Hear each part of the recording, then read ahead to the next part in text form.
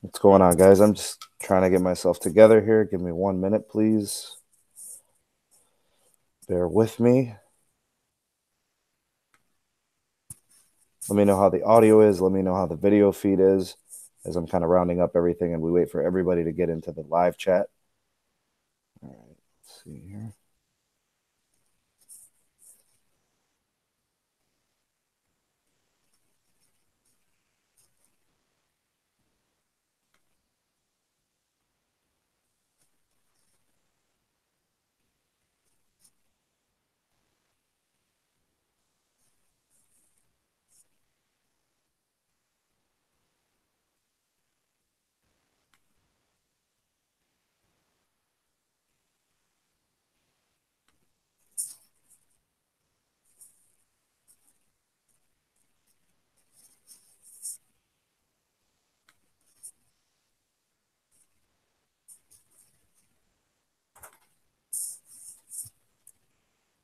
All right, guys, 1 second. Almost there.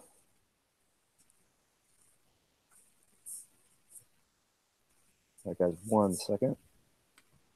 Almost there.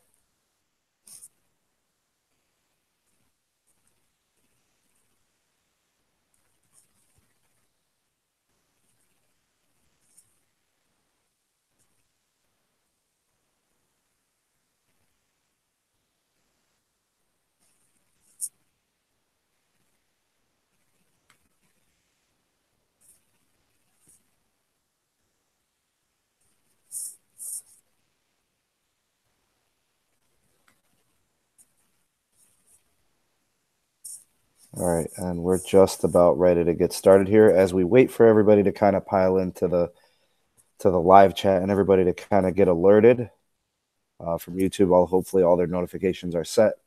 We can get this show on the road. I do see that some of you are already in here. I'll get to you guys in a second here. I see you guys piling up saying your hellos. It's been a while. I'm glad to be back with you guys for a live stream. It feels like forever.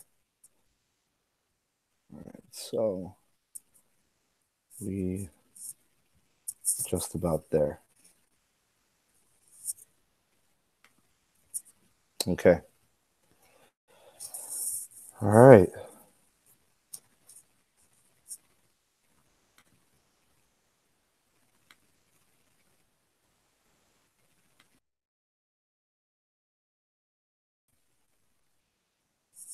Okay, and we are all set. Today is Friday, February 22nd, 2019. Welcome back, guys. It is the SMT Mobile Tech Podcast, and we're going to go live. So we're going to do a live stream, man. It's been a long time. I haven't really done one of these, and it feels like forever. I know it's been several weeks. I honestly can't remember the last time I did one, so that's how I know it's been too long. But it's good to be back. I'm glad I'm able to get one of these in. It's been a lot harder for me to do these, and the frequency of the videos have been a little bit unpredictable. Obviously you got the work situation, taking master's coursework, got the family. I mean, there's always things going on. So I try to make time and get in touch with my fan base, with you guys here on the channel, with the subscribers, with the viewers. So I definitely wanted to get back. I'm glad I was able to get this one in. My plan is to be on for about an hour. So for those of you watching the podcast, what we'll try to do is kind of stick to a script. We're going to talk smartphone pricing. We'll also talk about specifically what's been going on with Apple and Samsung in that space. Pricing has obviously ballooned. It's very, very high for a flagship these days. So we'll talk about that, and I'll give you guys my thoughts and opinions, and then I'll be looking at you guys in the live chat to see what the pulse is from your end. Excuse me. We'll also talk 5G networks and some of the news that came out this week in the last couple of days, actually. And then we'll talk about the LTE only challenge, which has been ongoing for me for the last week. So it is, I think, day 5 or 6 of the LTE only challenge where I'm not using any Wi-Fi and I'm strictly using LTE connectivity for all my wireless bandwidth needs, and doing so on the Verizon LTE network. And I'll give you guys a quick little report on the performance and my thoughts on that for this week. And we'll talk a little bit about the Sprint and T-Mobile merger. I'm sure you guys have some questions, some ideas, some thoughts on that. So, and then of course we'll open it up to, pretty much anything that you guys want to talk about, Q&A, random stuff towards the end. So if you're going to kind of go off topic in the live chat, just kind of wait till we get to that portion at the end of the podcast. I'll give you guys the opportunity. We can kind of open up the forum to any topic, but for now, let's kind of stick with the script. We'll cover those items, then we'll get to the open Q&A later. All right, so I'm going to start first by kind of catching up here in the live chat here. All right, so Gary, thank you for being here, man. It's good to be back. Glad to see that you can make it here to the podcast, to the live stream. So glad to have you. Let's see who else is in here. Jamal, welcome, my friend. Glad you could be here. Thank you so much for stopping by and tuning in. Glad you're participating in the live chat. Let's see here. Mark, wow, it's been a while, man. Glad to have you. Very happy to see all of you here. Steve, likewise to you, my friend. Thank you for tuning in. Thank you for joining us here on the live stream. Glad you're participating in the chat. It has really been a while, so glad you could be here. Let's see here. Gary says, why are you down there on T-Mobile? Not really sure what you mean by that, but I don't know. Maybe you could ask in the open Q&A towards the tail end of things as we get through the topics today. And one last shout out to Cameron. Good to see you, my friend. Not much going on. Glad you could be here and joining us for tonight's live stream of the podcast. So hopefully my audio is feeding well. If you guys could give me a sound check on that. And if the video is feeding well, then we can just go ahead and get started. So, it's been a hectic couple of weeks. We have had some news. We've got some smartphone launches. We've got some 5G news. We'll talk about the LTE-only challenge and the T-Mobile Sprint merger, which I'm sure you guys have a lot to say on that. Thanks, Steve. Appreciate you letting me know. Let's see here. Real quick. Last one. Sound is good. Video is good. Awesome.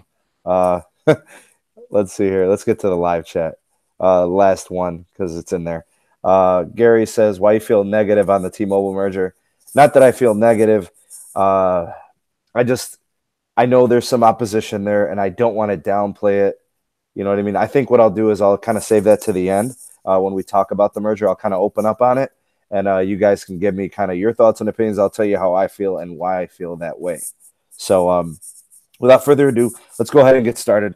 All right, topic number one. It's good to be back. Smartphone pricing. We had the Samsung Galaxy launch event, the Unpacked event this week. It was a couple of days ago. And now that we've had some time to kind of synthesize everything that was announced in the event, we know quite a bit about the phones. We know about their features. We know about their capabilities. We know that a 5G variant is coming. That's going to be in a couple of months. We know that we're going to have a S10e, which is supposed to be E for Essential, which means it's targeted kind of as an entry-level device, something for the common man, as they say, which is going to come in at their entry-level pricing. And in terms of pricing for the S10e, Samsung is going to be selling it at $749 as the outright price. The S10, the regular S10, is coming in at $899, and the S10 Plus is coming in at $999. Now, all of those prices that I just gave you guys, that is strictly base storage. In terms of RAM, it's probably a 6 gig variant. If you want to pay for the extra additional RAM, obviously you'll be paying those additional costs for that. So if you want the base storage, those are the prices. If you're looking for additional storage, higher tiers, and additional gigs of RAM, you're probably looking at additional $100 to $200 for those types of combinations. So these devices can easily exceed $1,000 if you were to upgrade the storage and the RAM options. So with that being said, the 5G variation of the S10 is likely going to come in at a staggering $1,300, $1,400, or even $1,500. I would not expect it to be any less. I would and of course, this is just speculation. There's no fact behind it. But we have heard from multiple CEOs of multiple manufacturers saying that 5G variations of phones will be anywhere between $200 to $500 more than the standard LTE connectivity variations. So that being said, they are going to be expensive. So the S10 5G variation we're expecting to be quite pricey because it is a flagship device that is going to have top end specs. It is going to be a Samsung flagship, and it's going to be expensive. Now, whether you want to argue is it worth it or not, that's not really the point of this. The point is that we are going to have a 5G phone. And we know that we're expecting 5G networks to deploy this year. Whether it's fixed or mobile, we are expecting them. So we need the hardware to push those networks, and the networks are going to be deployed this year. So that's going to be kind of what we're looking at for pricing. Now, I'm going to kind of mention first the whole idea about what's going on with pricing. You got to think back to just about a year or two ago when smartphone pricing was starting to creep up. You think back to like the iPhone 8 and then the iPhone 10 as phone prices started to reach that $1,000 threshold. Apple kind of started that whole trend. They used to sell their flagship for $649 for their entry level storage, and then that increased. That bumped up a little bit when they started adding the plus sized phones, and they added $100 to their asking price, and then the phones again increased in price. Just with profitability, Apple wanting to make more money, selling less devices, so you want to be able to make more. So because people are upgrading less, their counter to that was, well, we need to make more per phone. So that's what they've done. They've gone ahead and taken this business model of let's make more money per device. And what that's done is that has created a marketplace that is very expensive for flagships. And we saw it with the Samsung Galaxy Note 9. We saw it with the Samsung Galaxy Note 8. You know, as the years went on, the pricing increased. So as Apple was doing this, Samsung was also doing this. Google is doing this. It's not just Apple. It's market wide now. So we can blame Apple. We could say, oh, it was them. They started the trend. But that's kind of the realization of what we currently have. Smartphone flagships are very, very pricey. They're not cheap by any means. People that have the expendable income, obviously, who can afford to upgrade annually, you know, every update, you know, they can get the new one. Good for them. That's perfectly fine. It's your money. You spend it as you please. But I think it's gotten to the point where when you start approaching that $1,000 threshold, I think some of these companies are losing out on a lot of potential customer upgrades. And I think the bigger problem is the phones themselves aren't innovative enough to want to command somebody to want to spend the money to upgrade annually or every 16 months or 18 months or even every 2 years. A lot of people are saying, well, I can upgrade every 3 or 4 and feel like the phone that I do have and that I keep is perfectly fine. The phone is functional. The camera is fine. It's not slow. You know, the phone is serviceable and it's not broken. So why bother, you know, trying to upgrade? So that being the case, I think, you know, it's kind of a sad time right now for people that want to get a new flagship, but maybe can't afford it. They can't, you know, really do this. So for people on budgets or for people that have other priorities, you know, you have people that are students, people that don't have very much for expendable income. And then you just have people that are smart about their money thinking, why should I upgrade from the Samsung Galaxy S8 or S9 to a Samsung Galaxy S10 when the phone I currently have is very serviceable and good? So I think there's a couple things going on there as to why smartphone prices are increasing, because phones just aren't really selling. It's kind of like this weird tug of war that consumers and manufacturers have. So I think it's interesting, and you know, I'm interested to see what you guys have to say on that topic. If your purchasing decisions have been altered by prices, or is it just, you know, you kind of upgrading by necessity? So, you know, yeah, that's the pricing we got. We've got iPhones over 1,000. We've got Galaxy S10s over 1,000. We've got the Note, which is most definitely going to be over 1,000. We've got the Samsung S10 5G, which will probably be closer to $1,500. Their foldable phone, which they announced a couple days ago, that phone is $2,000. So they're very, very expensive to get the latest and greatest. And, you know, maybe they're not doing enough for customers to want to upgrade it. Maybe that's why, you know, customers just don't see the need to have to spend all that money every year or even every 2 years. So I thought about it, you know, in terms of pricing. You know, when a phone is exceeding $1,000, When you finance that phone, you're looking at $45 or $50 a month, depending on what storage or what, upgraded RAM you get from Samsung, or, the storage or the size you get from the iPhone. That phone is going to cost $45 a month. We're not even talking about service right now. Just the phone, paying off the device on installments, whether it's on 24 months or it's on 36 months, whatever the case may be, it's very expensive. Even financing is quite pricey on the monthly installments. So it really has gotten out of hand. I don't know, like, what is the breaking point? When are manufacturers going to be like, okay, that's enough, we've hit our max? I don't know if they know what the ceiling is. Maybe 5 years from now, we'll be talking about an entry level device costing $2,000. I really hope that never comes, a day when we're paying $2,000 for a smartphone, and that's considered average or normal. But yeah, I mean, things are trending pricey.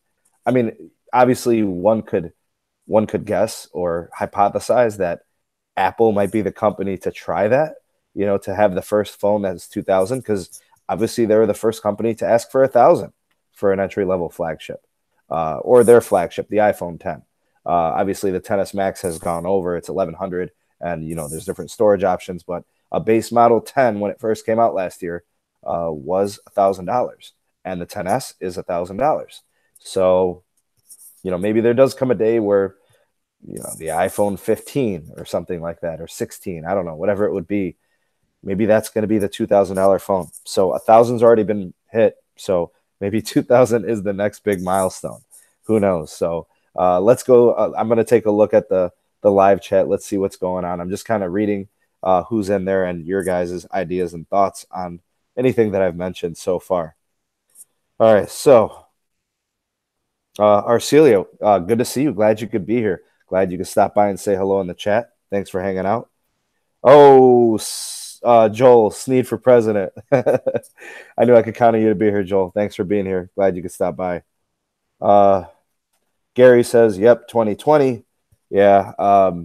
Think about next year what phone pricing might be.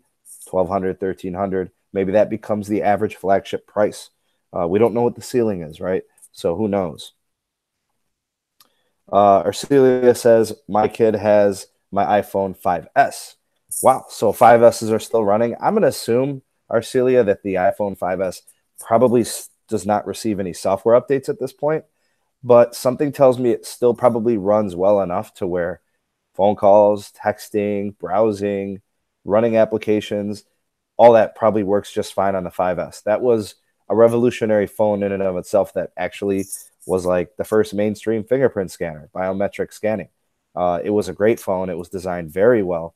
I'm sure the camera is still decent, not great, especially not by today's standards, but I'm sure your kid is enjoying it. I mean, it's better than nothing, right? Even though it is a hand-me-down.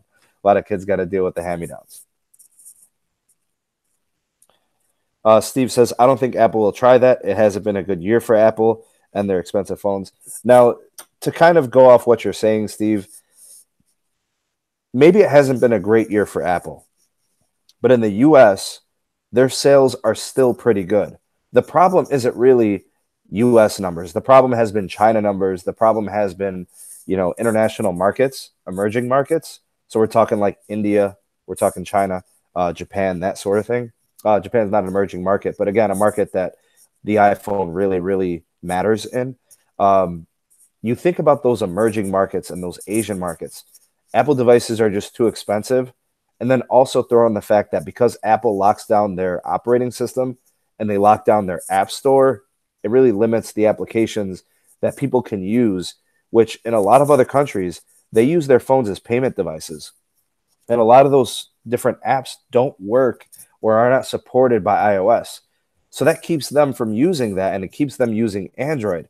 Android being open sourced, Android, which allows you to sideload different apps and different software programs. It really opens up the world to connectivity and using Android and Google, as a whole. So Apple has not lended itself to that type of application when Android has. So that's kind of been the problem for Apple in the international market. So yeah, their sales are slower in the US. They're not dramatically lower, but internationally they are, and it's for a number of reasons. So to me, honestly, that doesn't mean that they're not going to sell a phone for more money. I expect within at least 2 years, seriously, if not 2 years, then maybe three, but at least 2 years, we'll see the iPhone 12, right, or 13, whatever it is. I expect that to be closer to $1,400. I really do. If people are willing to pay $40 a month for a phone, why wouldn't they pay 45? If people are willing to pay 45 for a phone for monthly, why wouldn't they pay 55? You get what I'm saying? So it's not far fetched to say that every couple years the price of the iPhone goes up $100 or $200. So I know your opinion. Obviously, I value your opinion, but I'm just saying Apple has gone from $649 to $1,000 in just 2 or 3 years, which is an increase of about $350. So it's not so far fetched to think that they couldn't do it. Let's see here. Lena's in the chat. Hi, babe. Sneed for president in 2020. Why not? Why not? I'll run for pres. I'm a man of the people. I can run. It might be more of a jog, but I'll run. Let's see here. Steve says this is the very first time that the top selling phone isn't their flagship. It also affected stock and profits. But the profitability on the iPhone XR, which is what you're talking about, right? The iPhone XR is their best selling device. The iPhone XR is also a very profitable device. They found ways to keep the cost of production down on that device. They didn't use the OLED, they used an LCD. The specific thing about the iPhone XR LCD is that it's a unique LCD that still has that bezel-less appearance, which is hard to do with an LCD. But they waited on that technology. They really let it develop until to the point where the cost on the production came down a little bit. So they waited on the XR. And then when it was ready to be at a more cost-friendly price point for their production, that's when they released the phone. So the profitability on the XR is just as good, if not better, than the XS or even the XS Max. I would assume that the XS Max is probably their most profitable device, but I'm also almost positive that the XR is like really, really close or maybe as profitable. So to me and to Apple, it doesn't matter which iPhone you sell. They all sell, right? And not only that, they all sell at a profit. Apple's in the business of making money. Anybody who owns stock or shares in Apple is probably satisfied for the most part, especially those who bought in a while ago, a decade ago or so. And of course, Apple themselves. I mean, shareholders are not upset. Maybe it's not exactly what they like because of international problems, but it's still a very profitable company, and they are responding to the changing market. I think we're going to see them focus a lot on software and services in the future because there is quite a bit of growth availability in that market as opposed to hardware. But they still have to sell hardware in order to sell their software, in order to sell their apps, in order to sell their services. So they do kind of go hand in hand. So, yeah, that's kind of what Apple's approach is probably more going to be a focus on. Let's see here. Arcelia says, I've told him, I'm assuming this is your son, that when he wants the new iPhone, he could sell his brain because I'm not buying it. I've always, joked about selling my kidneys to get my wife the new iPhone 10. She has the XS Max. So, if I used my right kidney to get her the XS Max, the next time she upgrades, I'll have to get rid of my left kidney and I'll have no kidneys left. So you guys probably have to make a YouTube video about it. You guys will be donating me a kidney on my wife's next upgrade. All right, Tammy's in the house. Thank you for stopping by, Tammy. She says, I love my, is it Stylo? Stylo 4, right? Stylo. Those are pretty cool phones, man. The Stylo 4 is by no means a flagship device, but it is a device that does have some really nice features. The functional stylus obviously is kind of its calling card. The processing power on there is adequate. I'm assuming that, as long as you aren't, overdoing the processing needs of that phone, probably does everything you need it to do. And last I checked, I think those devices were at around the $200 mark or something like that. I don't know if it's unlocked or from a carrier or a prepaid carrier. But yeah, those seem to be more on the affordable end, and they seem to do the job just fine. I'll never knock somebody for buying a $200 phone. I get it. Not everybody can afford $1,000 smartphone. Steve also says they're also falling behind in tech. That will hurt them if they don't catch up. You know, Apple's not really falling behind in tech. They're obviously still selling their devices. I feel like the market, when it comes to technology and innovation, always seems to be a couple steps ahead of Apple. It's not that Apple isn't up to speed, it's that Apple hasn't done enough research and development to feel confident in deploying it in their next flagship. So they kind of wait a little bit. They let the technology kind of perfect, and then they utilize for their application or give their take on it, master it, mass produce it, make it more affordable to create and produce, and then they utilize it in their new flagship. So again, that does make it seem like they're behind, but it's more about them making the correct business decision and doing what's right for their company portfolio and their hardware. And Gary's got to laugh at it, Gary. And then Mark says, never give up the kidneys. The phones just aren't worth it, man. I'll keep the kidneys. You're right about that. All right, let's go ahead and shift our focus away from smartphone pricing, and let's talk a little bit about 5G networks. All right, so in terms of 5G networks, we had an announcement. I just made a video yesterday on this, and I for those on Patreon, you got the early release yesterday, and then for those on the YouTube channel, you guys probably saw the video today. I made it available this morning. So AT&T has added some more cities to their 2019 5G network market list. So AT&T's made that declaration. Also, Verizon has gone ahead and added some more cities for its 2019 5G deployment. Now, currently, we knew about 4 cities that actually do have fixed 5G from Verizon. But now we do have some news that there's an additional list of cities that will be receiving 5G as well. And those cities were not named, but we actually have a number. So we currently have 4 that have fixed 5G, and then we're getting, it looks like, 26 more cities or markets that are going to have 5G with Verizon, which, if you guys think about it, a total of 30 cities, that's a pretty good start. I know T-Mobile has already said in the past they're looking to have at least 30 cities with 5G in 2019. Sprint hasn't really mentioned a specific number. The last I checked, it was a handful of cities that they were very confident about having 5G in the case of these carriers making these declarations and saying, okay, we're going to have this many cities and here's some of them, it's all fine and dandy, but we're at a point right now in 2019 where we're kind of on the precipice of 5G. It's going to happen this year. It's going to happen in 2019.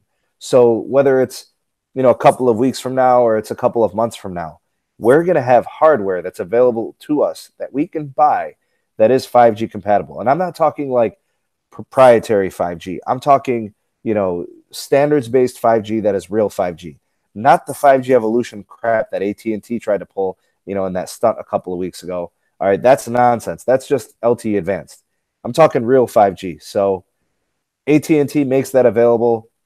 Verizon makes that available. Sprint makes that available. T-Mobile makes that available. Whenever it is available, we're going to have it. We're actually probably going to be able to buy the phones before the networks are deployed. Now, there's a couple things that could happen. Some of the carriers just need to activate some switches. They got to turn on the software and they can deploy it, right? They've got the millimeter wave spectrum. They've got the antennas to do it, and we know that we're getting that this year. Other carriers are kind of behind, and, they're like, well, manufacturers haven't made the devices. What's the hurry? We'll have those out this year. So we're in a weird place right now. We're kind of in limbo, but 2019 will be the year of 5G rollout. It's not going to be substantial. All right. We're going to be talking about speed tests on these 5G networks this year that are taken in Sacramento, speed tests that are taken in Indianapolis, speed tests that are taken in LA, right? It'll be big, congestion prone cities where you have millions and millions of people that need to be connected to LTE networks. So New York City, Chicago, Miami, Houston, these really big cities with, 5 million, 10 million people, 15 million people, they're the ones that are going to see 5G first.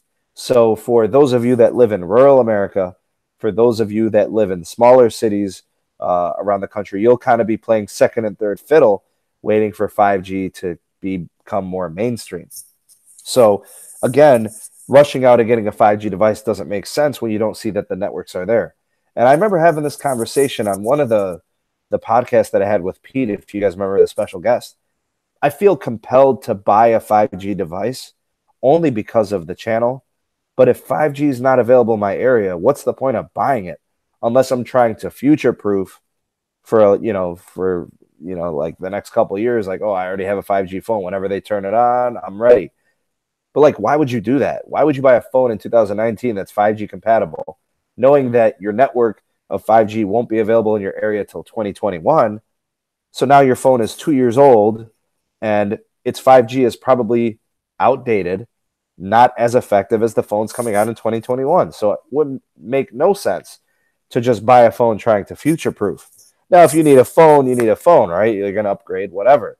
But I wouldn't go out in a hurry to buy a 5G device if the 5G network isn't ready or it's minimal in its coverage. So again, we do get random news. We do get additions of cities. We know that 5G is looming, but we're still kind of in this limbo phase. It's kind of this gray area where we're just waiting on deployment, and we're waiting on big news from Verizon, and we're waiting on news from AT&T and T-Mobile and Sprint. We got the merger looming.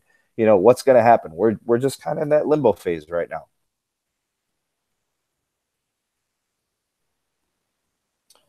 Arcelia says, do you think that with 5G home internet, gigabit internet will get cheaper?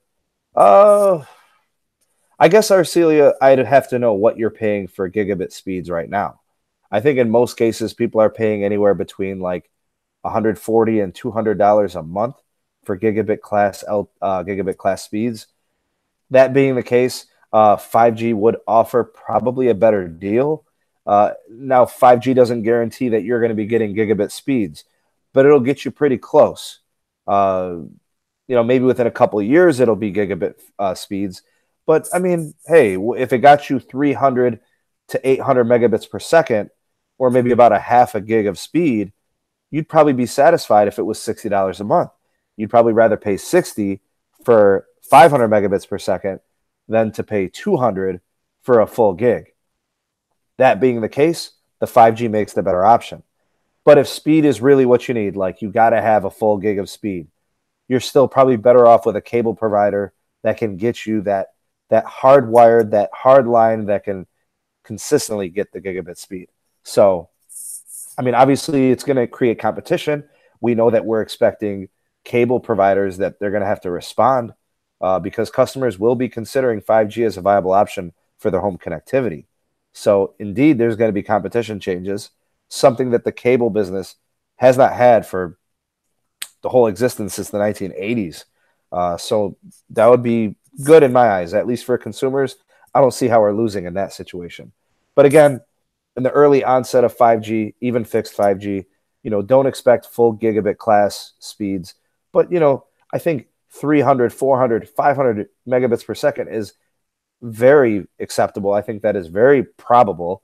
And in some cases, I think as the next year or two kind of move forward, we can expect fixed 5G to offer near gigabit class speeds. So, but yeah, cable will be threatened by this. There will be a competition ramping up in the marketplace.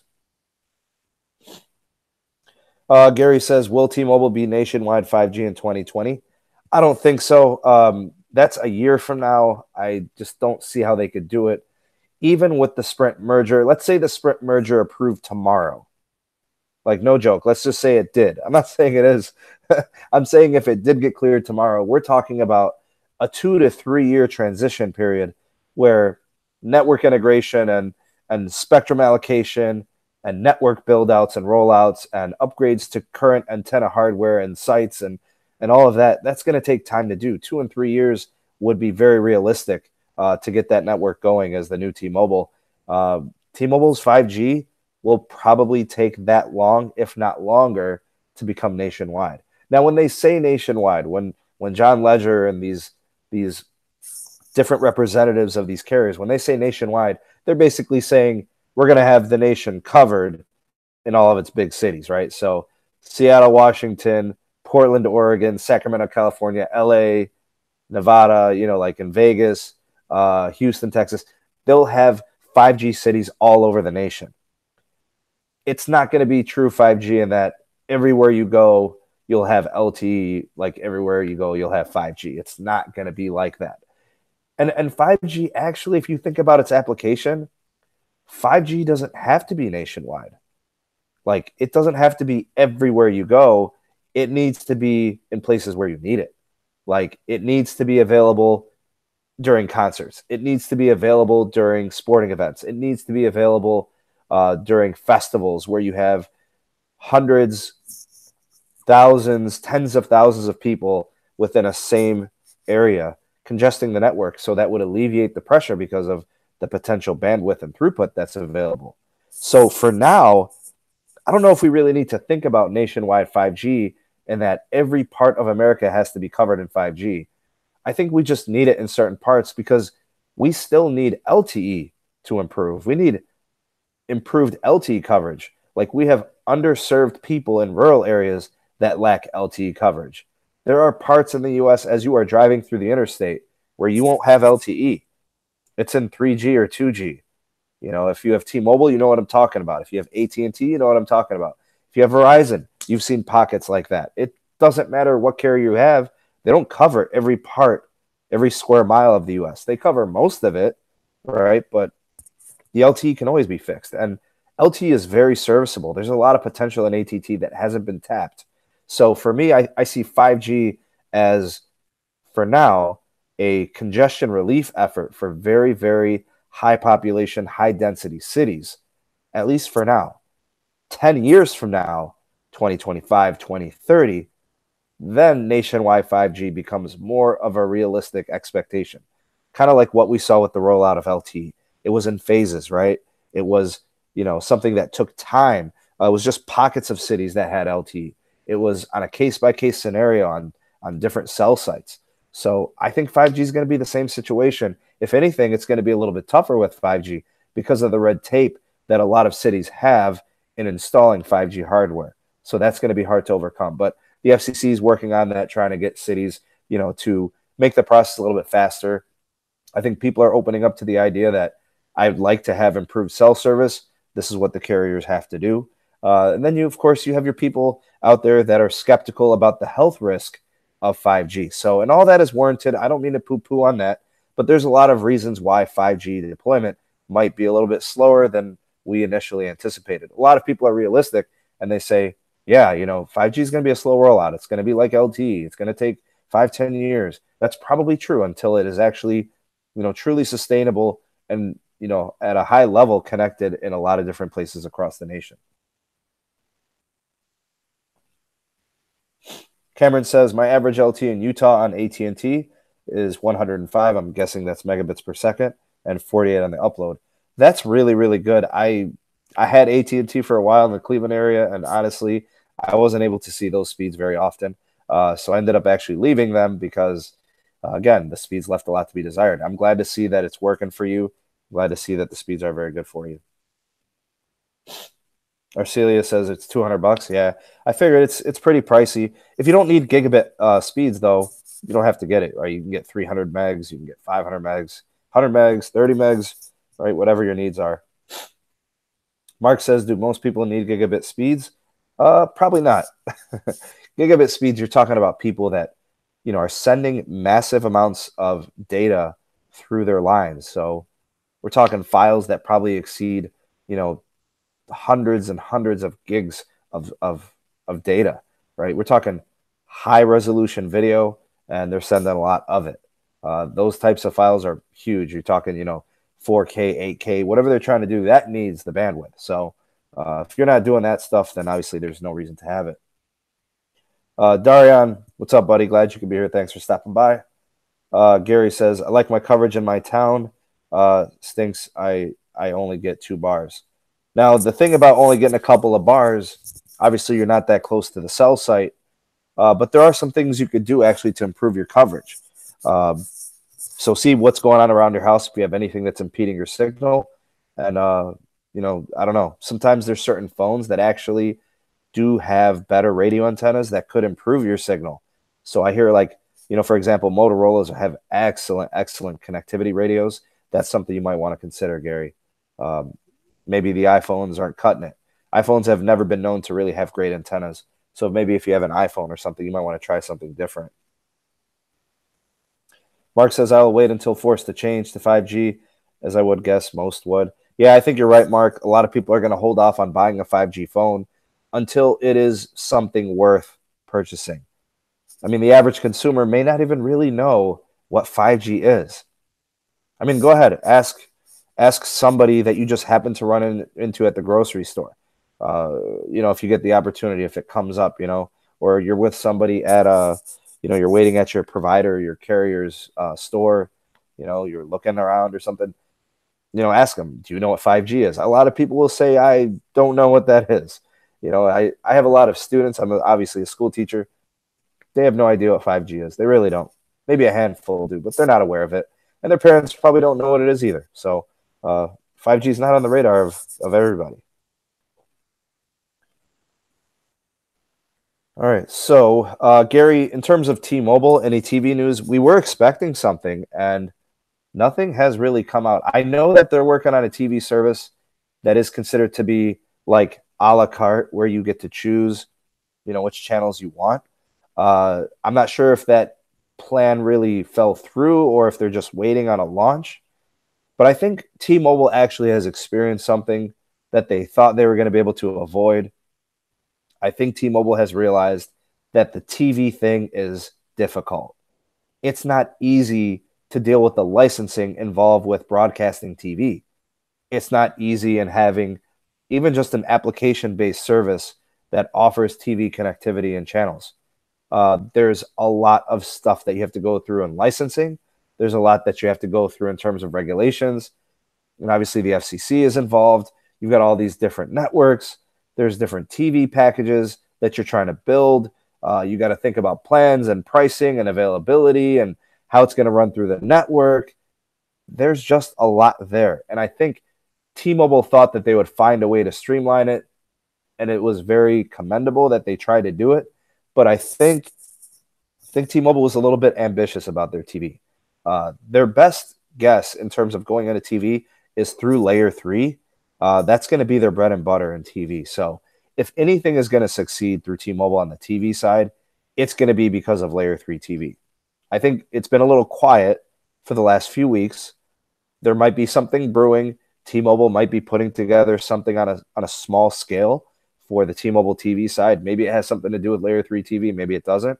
We'll have to wait and see, but I'll keep you guys posted here on the channel, and I'll let you know if there's anything going on. But I would speculate that right now, that's kind of the holdup. It's kind of the growing pains of a small company that's trying to compete and get into a big market. And there's a lot of potential there, but it is cutthroat, it is difficult, and they are new. These are the growing pains of TV,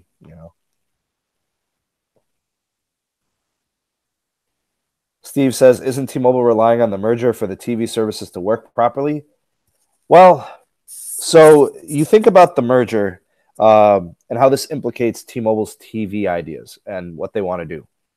If T-Mobile is going to be offering TV services through their LTE network, it's going to have to get more capable in terms of capacity. Because once you start watching TV through an LTE network, your bandwidth demands are going to exponentially increase. And I'm not talking a little bit. I'm talking like whatever you got going on in terms of spectrum holdings, that's going to need to double, triple, quadruple, and increase 10 or 20 or even 50-fold. So can you even really do TV over LTE? That's a very, very good question. Once you get a lot of users using TV services and they're sharing network space, I mean, it's going to be hard to do. There's a lot of risk for buffering. There's a lot of risk for crashing. There's a lot of risk for poor playback. There's a lot of risk for latency issues and connectivity and jitter problems. Like there's a lot that could happen when you go mobile and you're trying to do TV. So that's probably what T-Mobile is struggling with right now as they test for these types of things and they get into R&D, research and development. So they're going to need the merger most definitely to run their TV effectively on a grand scale. Like we're talking nationwide TV. Like it doesn't matter if you're in Texas or New York or Montana. You want your T-Mobile TV services to work properly. And again, that needs build out, that needs investment, that needs hardware upgrades, that needs a lot. So yeah, the Sprint and T-Mobile merger does give them the opportunity to build out a 5G network because of the spectrum holdings that Sprint offers, because of the 2.5 gigahertz spectrum that Sprint has. That's really the ace in the hole for T-Mobile. When T-Mobile, if the merger does complete and it's authorized and they do integrate the networks, T-Mobile definitely has the arsenal with the help of Sprint to make a 5G network that can absolutely support TV services. I promise you, they could definitely do that. The only holdup is when is the merger going to happen, if it does, and then how fast can T-Mobile roll it out? They've done a great job with their new radio bands, right? Band 71 and Band 66 have been a total success. They continue to grow out those parts of the network, and I would expect them to do well with their TV side, so long as they have the resources and the spending they require. I think people fail to realize that. Like, why is Verizon so successful? Because they spend big on their network every year. They're going to spend at least $20 billion this year on their network. So as they're rolling out 5G and as they're continuing to improve their LTE coverage, they're spending tens of billions of dollars. And in the next 2 years, 3 years, I would expect Verizon's capital investment to increase by at least 10% every year for the next 3 years. So don't be surprised if Verizon by 2025 is spending $25 billion a year on their network. That's their bread and butter. It's the key to their success in the future, and they know it. So right now, if T-Mobile was to increase their spending to $10 billion, we'd see a substantial improvement in their network. We would see the movement towards 5G accelerating. That's what we have to see from T-Mobile. And if the merger goes through, then most definitely we'll see the TV side and the network overall improve. Oh, Marco, glad you could be here. Thanks for chiming in. T-Mobile is pretty decent in Indianapolis, even though I only get, it looks like 40 megabits per second on the download speed. 40 is serviceable. You could do pretty much whatever you want with 40. I've never heard anybody say my network is slow. I'm only getting 40 megabits per second. So for now, I say that's very good. Mark says, I think T-Mobile is relying on the merger to move forward. Yeah, that's pretty much what they're going in on. If T-Mobile doesn't get the merger, T-Mobile has to go back to being the third carrier and still playing catch-up mode to Verizon and AT&T. But if T-Mobile gets the merger, they become a legitimate player to compete with AT&T and Verizon. Maybe not surpassing them, but they can push them, and they become legitimate. Like, as of right now, Verizon and AT&T, they're like, shoot, kid, go away. You're just T-Mobile. Get out of here. You're not scaring us. But as a merger, as a new T-Mobile with what Sprint offers in this merger, they do become a legit player. And in a way, it's good for us as customers because we'll have improved competition in terms of competing networks. But overall, I still do have my reservations. I still fear, like, when you have less carriers, you're going to have increased pricing. I just wish Sprint could have did this. I wish Sprint could have found a way to compete. Sprint used to be number one, guys. They've been down for a while, but Sprint used to be the best carrier in the nation for many years.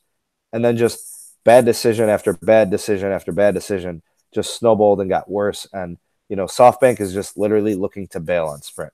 That's the bottom line. Steve says they need the 2500 wideband 41. Gary says 71 more days till merge. So you got a countdown. Marco says, thanks for the great videos and the hard work, brother. Hey, very welcome, man. Glad you enjoy it. Just make sure that you watch them all. Just make sure that you rate. Give me a thumbs up, man. Drop a comment. I love the interaction in the comment section. You guys know I try to like and respond to as many comments as I can, and I enjoy doing it. So all is good from Sneed here. Glad you guys enjoying the content. All right, so man, I don't even know how long have we been live streaming. I'm not even sure how far along we are, but last couple of things to mention. The LT only challenge. For those of you that have been watching my videos, excuse me, I've been doing this thing that I'm calling the 30-day LTE only challenge. All right, so the 30-day LTE only challenge is just something that I'm trying. The reason I've decided to do it is I want to know what it's like to have to rely on LTE for all of my wireless needs. So what I've done is I've completely disabled Wi-Fi. I've turned it off on my phone using a Google Pixel 2 XL on the Verizon LTE network. I only use LTE for everything that I'm doing. So all of my connectivity, calls, data, all that is going through Verizon LTE.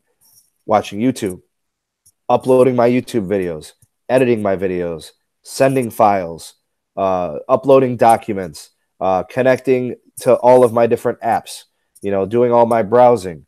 I don't really do much for social media, but everything that I do on my device has been strictly LTE only. I have not gone back or fallen back on Wi-Fi for the last week. So I wanted to, kind of do this because I know there are some of you out there that are completely reliant on LTE connectivity. I know there are some of you out there that don't have Wi-Fi at work or don't have Wi-Fi at home, and it could be for a number of reasons. It's not necessary that we get into the reasons. It might even be a cost thing, cost savings. Maybe you don't want to pay for really crappy home internet services that suck anyways, so why even bother paying for them? So I'm putting myself in the position, how good is a Verizon LTE connection as your only wireless connectivity?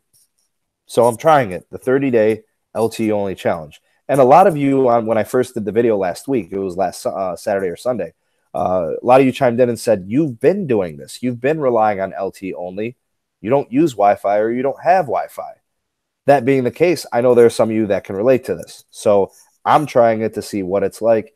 And I want to see, since I'm on the Verizon Unlimited data plan, I want to see what this threshold is like. Once you get over that 22 gig soft cap, data cap, what is deprioritization really like? I have been throttled before, right? I mean, they throttle my video at 720p. So I know it's kind of like 720p, kind of 1080. So I know they throttle for certain things, like they only allow a certain amount of bandwidth when you connect to certain activities and apps. Obviously, you can bypass that with a VPN, but what I'm doing is I'm just using my phone for everything, my LTE, and I'm just using it as normal. Everything I have to do, but it's going through LTE. As of right now, I've used about 15 gigs of data over the course of the last 5 days, 6 days. I have to say, in my reports for this week, speeds have been fantastic. I've had zero connectivity issues, no bogging down, no slowdowns, no disconnections, no latency issues, no bad jitters. Every speed test that I've taken has been excellent. I'm seeing 30, 40, 50, 60, 100, 120 megabits per second. It's been excellent. My uploads have always been kind of crappy. So sometimes I get like 1, 2, 3 megabits per second on upload, sometimes 5, 6, 7, 8. Sometimes I'm seeing up to 40 or 50 megabits per second on upload, but it's very temporary and it depends on the tower. So overall, my experience has been fantastic, but that's what I expected. It's early in the month. It's early in my billing cycle. I've only used 14 or 15 gigs of data. So I'm waiting to get to that 22 gig data threshold to where they're going to start to possibly deprioritize me. Now, I'm not going to go looking for the deprioritization. I might a couple times. I just speed test it and whatnot, try to use it during peak times, but I want to see that. I want to see what Verizon's deprioritization is like. I really only use about 15 gigs of data a month. So I've never gotten to that threshold. I think one month I used like 20. So I've never actually gotten there. I am going to get there this month. I'm not using Wi-Fi. So I'm going to give you guys a report and an update this weekend. I'll probably be getting pretty close to 20 gigs of usage. And then early to mid next week, I probably hit that 22 gig threshold, and I'll be able to report during peak times if I am getting deprioritized and how bad it is. So I've already heard from a couple of people. There was a gentleman in Columbus, Ohio, which is just a couple hours away from me, who says that he always goes over the 22 gig threshold and has never been deprioritized. Something tells me he's near a very, very good connection to a tower, and there's not a lot of congestion there, so he doesn't really experience them. My wife has told me that she's been deprioritized several times towards like the last week of her data cycle when she gets over 22 gigs. So it's kind of been mixed. I just want to see what it's like and then report back to you guys. how good is the network once you get deprioritized? So I'll be reporting on that later on this week.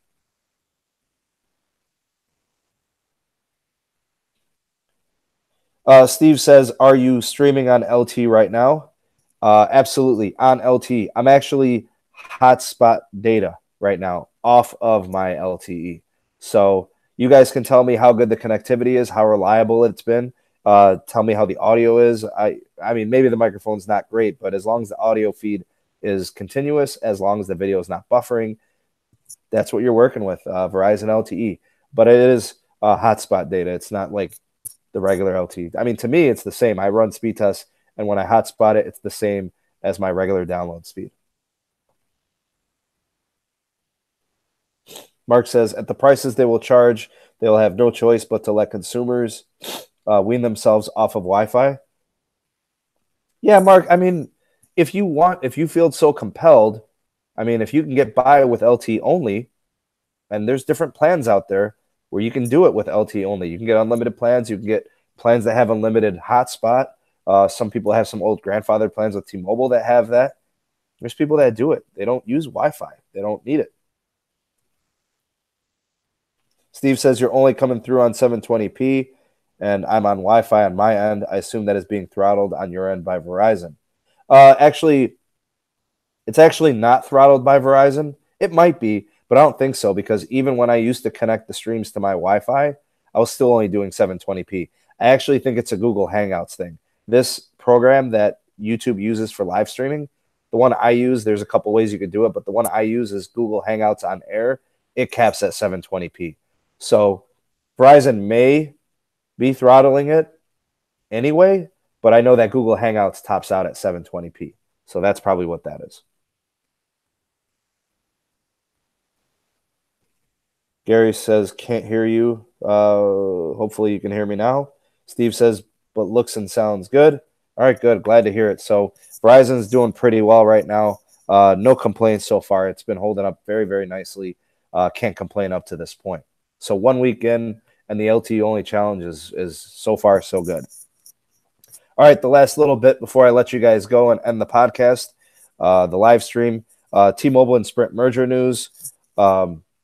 We have our second round of congressional hearings that we're expected to happen here.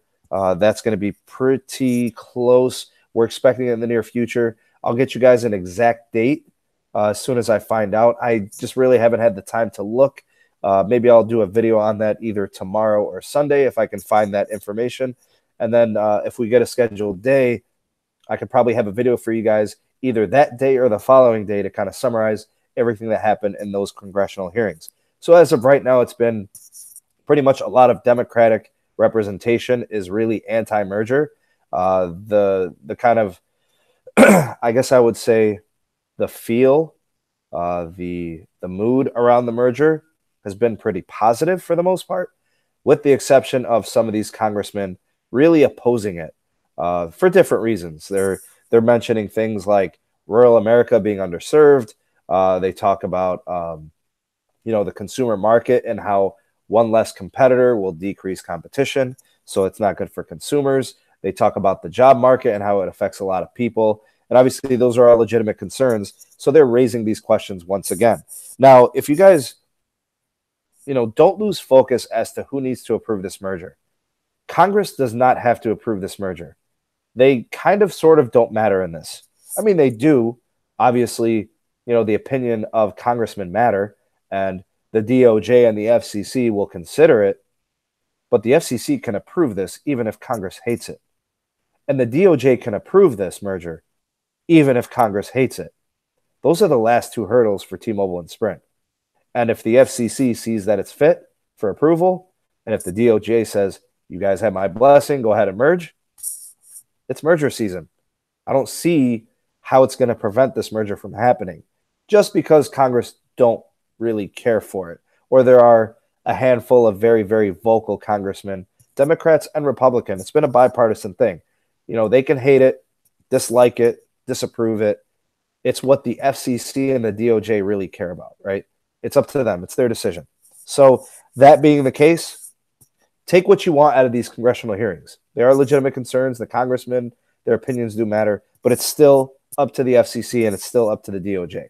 So to kind of address what I think it was, I don't know if it was Gary or somebody else in the live chat, you asked why I was kind of negative on the merger. Well, it's not that I'm negative on the merger. I really don't care. I obviously want to see consumers benefit. I want to see a more competitive market. My preference would be Sprint to recover. My preference would be Sprint to compete. My preference would be Sprint to do things, on a more competitive basis, but that's not happening, right? They're not competing as well as they need to recover. They're kind of like just spinning their wheels a little bit. They're not failing, but they're not getting anywhere. They're not going to pass T-Mobile. They're definitely not going to pass AT&T and Verizon. So this merger really just benefits Sprint from a debt standpoint and moving forward, and obviously T-Mobile, right? They become a legitimate player with many, many more customers, especially prepaid. And then obviously Spectrum Holdings and network technology, which T-Mobile can capitalize and utilize for 5G build-out. So, obviously T-Mobile and Sprint are benefiting in this merger. It's not like one is getting screwed and one is getting a benefit. They both benefit. But, these congressmen are just trying to assess, is this what's best for the consumer? Some people make the argument that maybe it's just they just want to see things as status quo. Seeing Verizon continue to capitalize and be the monster and AT&T to be the other boogeyman and all this other stuff. Maybe that's what it is. I don't know. I just report what I see. I'm basically impartial. I want to see the competition, obviously. And if it ends up being a merger that does improve competition, then great. I don't think it's likely to be the case. Prices are inevitably going to increase, but not because just the merger. The prices will increase because of 5G. The prices will increase for network improvements and network advancements. And I think the merger just accelerates 5G and accelerates those advancements. So it was inevitable anyways, but this will just accelerate it.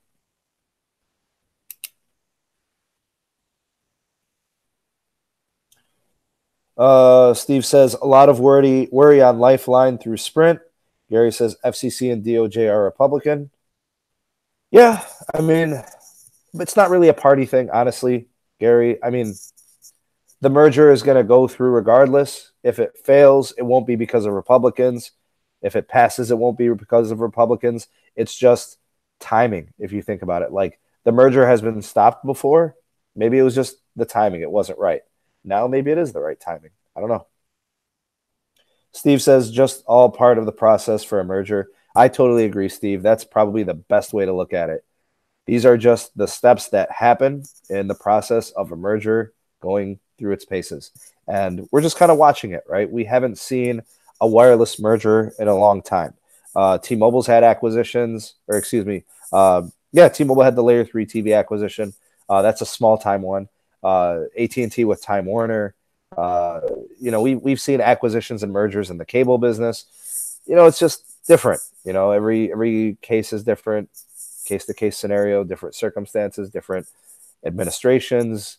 It really is merger season now. So if T-Mobile and Sprint merger is going to happen, now is the time. It really is the opportunistic moment for them. Mark says, no, what does this say?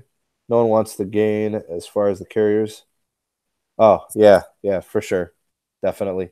I guess what I'll do is if anybody out there has anything, open Q&A, open discussion for these last couple minutes, if there's something you guys want to discuss, I'll be on here for a couple more minutes. If the live chat, if anybody wants to mention anything or ask anything, that's pretty much what I wanted to get across in today's live stream. So that's pretty much everything that was on my list. If anybody wants to discuss anything else, by all means, go ahead.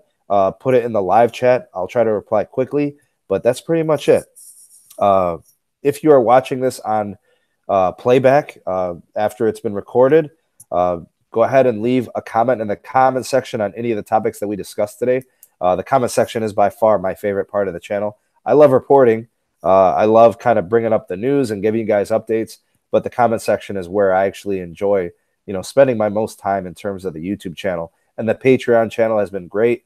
For those of you that aren't really sure what's going on there, the Sprint Mobile Tech Patreon page, we've got a handful of people there, a great community supporting me there. If you would like to, just go ahead and, take a look at what's going on there. There's a lot of exclusive content community interactions that are fantastic. Take a look there. It really is a nice platform, just as good as YouTube. So that's pretty much it for this live stream. That's it for this podcast. It's been a while since I did one. It was nice to get back in front of the camera and do a live stream for you guys, do a podcast. So it's been a lot of fun. Thank you to all who participated in the live chat. Thank you all who have viewed this live. Thank you all for your continued viewership. Thank you for liking my videos. Thank you for sharing them. Thank you for all the comments in the comment sections. Thank you for the interactions and the discussions. It's a blessing to be able to make these and have you guys as subscribers. Thank you so much. Thank you for your continued support. That's it for this one. Thank you guys for watching. Again, very much appreciated. Thank you. And I will see you guys on the next one. Peace.